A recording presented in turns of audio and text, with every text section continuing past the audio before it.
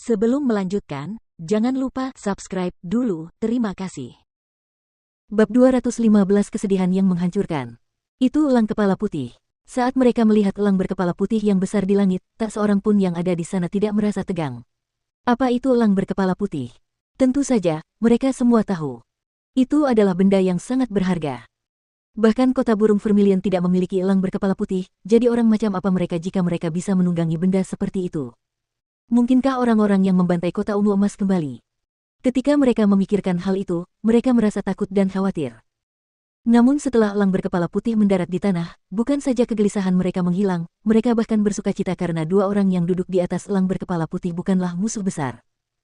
Mereka adalah wanita kedua dari kota burung merah, Su Rou, dan juga jenius muda yang mengguncang kota burung merah, Chu Feng. Itu wanita kedua.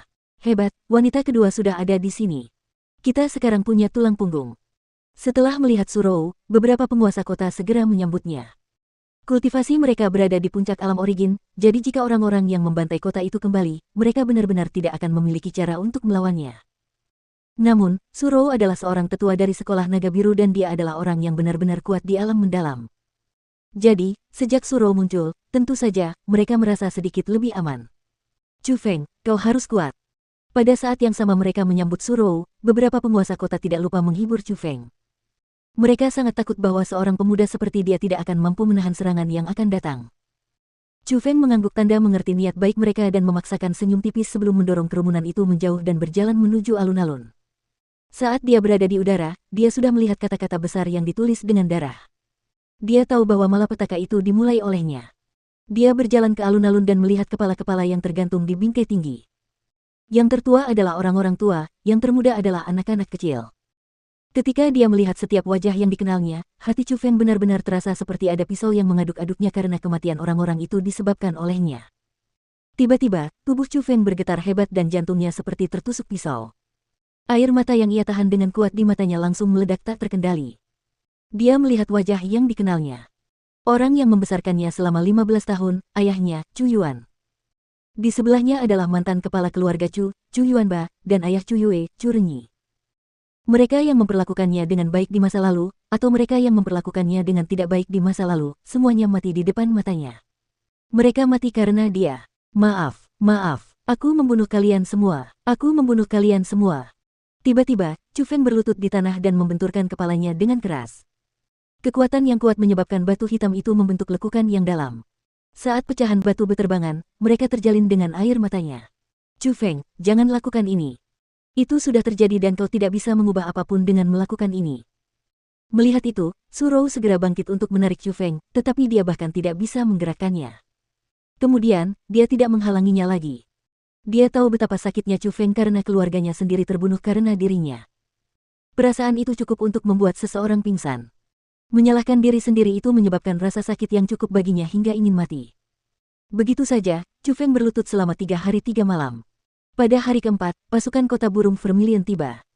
Su Hen bergegas datang, dan Su Mei juga mengikutinya. Ketika mereka melihat pemandangan itu, dan melihat Chu Feng seperti itu, hati setiap orang terasa sakit namun mereka tidak tahu bagaimana cara menghiburnya. Ketika siang hari di hari keempat, generasi muda keluarga Chu yang berkultivasi di sekolah naga biru juga bergegas datang. Ayah gelombang. Ibu gelombang. Ah gelombang. Ketika Chu Wei, Chu Cheng, Chu Zhen, Chu Yue, Chu Sui dan yang lainnya memasuki kota emas ungu dan melihat kepala orang tua mereka digantung, mereka semua kehilangan kendali.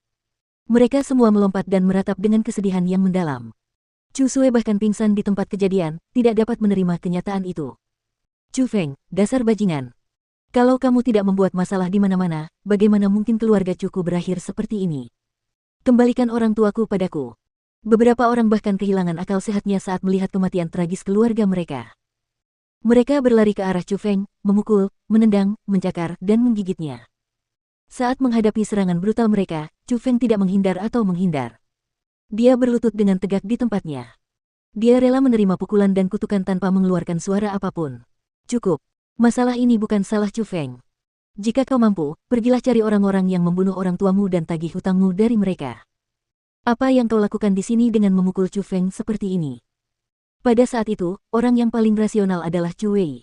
Sebagai yang tertua di generasi muda keluarga Chu, dia dengan kuat menanggung rasa sakit kehilangan keluarganya dan bangkit. Dia menyingkirkan orang-orang yang tidak masuk akal itu dan bahkan menghibur Chu Feng. Chu Feng, jangan terlalu menyalahkan dirimu sendiri. Kamu harus tetap kuat, karena satu-satunya orang yang bisa membalaskan dendam keluarga Chuku adalah kamu. Namun, Chu Feng tidak menjawab seolah-olah dia tidak mendengar apa yang dikatakan Chu Wei. Dia hanya terus berlutut di tempatnya dan ekspresinya membuat hati seseorang sakit. Baru pada saat itulah orang-orang menyadari bahwa Chu Feng bahkan tidak berkedip sekalipun dalam jangka waktu yang lama. Kedua matanya penuh dengan rasa bersalah saat ia melihat anggota keluarga Chu yang telah meninggal. Chu Feng, kau baik-baik saja. Jangan menakuti kami. Melihat itu, Chu Yue juga menghampirinya. Pada saat itu, yang mengalir dari mata Chu Feng bukan air mata lagi. Itu adalah darah. Air mata darah. Ketika seseorang mencapai titik di mana mereka bisa mati karena kesedihan dan ketika air mata mereka terkuras habis, satu-satunya hal yang bisa mengalir keluar adalah air mata darah. Chu Feng, apa yang kau lakukan? Jangan menginjak-injak dirimu sendiri. Kau tidak akan membantu mereka dengan melakukan ini. Kau hanya akan menyakiti dirimu sendiri. Su Rou berlari mendekat dan kekhawatiran terlihat di seluruh wajahnya. Chu Feng, apa yang kau lakukan? Jangan seperti ini. Su Mei juga berlari mendekat, tetapi dia tidak setenang Su Rou dan air mata memenuhi wajahnya. Namun, tidak peduli siapa yang mendesaknya, mereka tidak dapat menggerakkan Chu Feng. Seolah-olah dia dirasuki setan dan dia terus berlutut di sana. Dia membiarkan air mata darah dari matanya mengalir di wajahnya dan membasahi pakaiannya. Saat itu juga, belum lagi mereka yang selalu khawatir terhadap Chu Feng, bahkan orang-orang dari generasi muda keluarga Chu, yang membenci Chu Feng karena keluarga mereka telah meninggal, memiliki kesedihan yang tak terlukiskan dan mulai maju untuk mendesak Chu Feng. Namun, itu sia-sia. Tidak peduli siapa yang berbicara, itu sia-sia. Hanya ketika langit menjadi gelap, mata Chu Feng perlahan menutup, dan dengan bunyi, puff, ia jatuh ke tanah. Akhirnya, karena rasa sakit kesedihannya melampaui batasnya, ia kehilangan kesadaran. Ia koma selama 2 hari 2 malam. Ketika ia sadar kembali dan membuka kedua matanya, ia mendapati dirinya terbaring di tempat tidur. Itu adalah tenda militer sementara. Tidak banyak ruang di dalam tenda, tetapi Chu Feng dapat melihat sosok yang bergegas maju mundur. Itu adalah Su Rou. Su Rou, wanita dari penguasa kota, saat ini sedang memasak obat.